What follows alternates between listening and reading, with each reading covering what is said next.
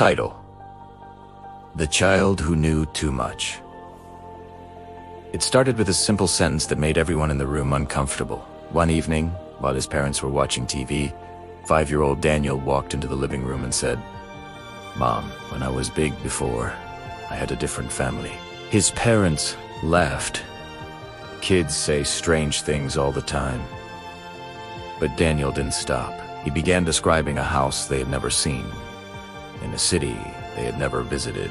He said the house had blue shutters, a large oak tree in the yard, and a long driveway with cracked concrete. His parents assumed it was just imagination, until Daniel said something that made them pause. "I died in a car crash."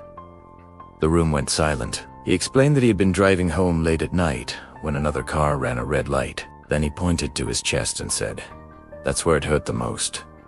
His parents were deeply unsettled. They tried to ignore it, but over the next few weeks, Daniel kept talking about his old life. He mentioned a different name. Michael.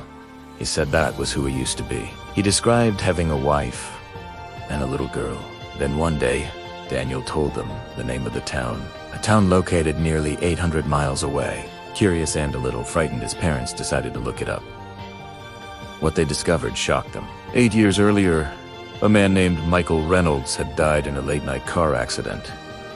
In that exact town, the details were chilling. Michael had died from severe chest injuries after another driver ran a red light. Daniel had described the accident perfectly, but that wasn't the strangest part. Daniel began asking strange questions. "Is my daughter okay? Does my wife still live in the yellow house?" His parents didn't know how to respond.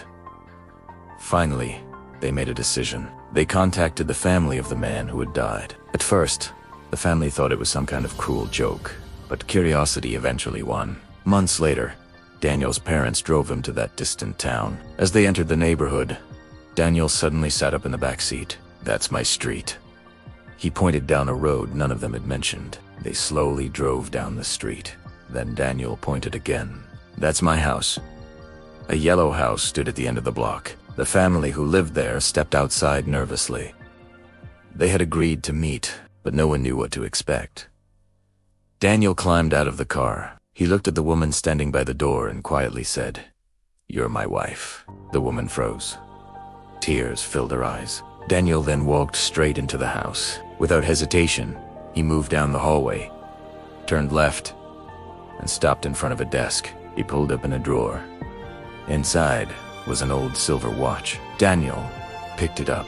"I kept this here so I wouldn't lose it." The room was silent. No one had told him about the watch. No one had shown him the house layout. Over the following months, Daniel slowly stopped talking about his other life.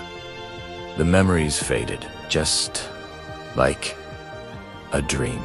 By the time he turned 7, he barely remembered any of it. But the family of Michael Reynolds still keeps that silver watch, because somehow, a 5-year-old boy knew exactly where to find it, and to this day, no one can explain how.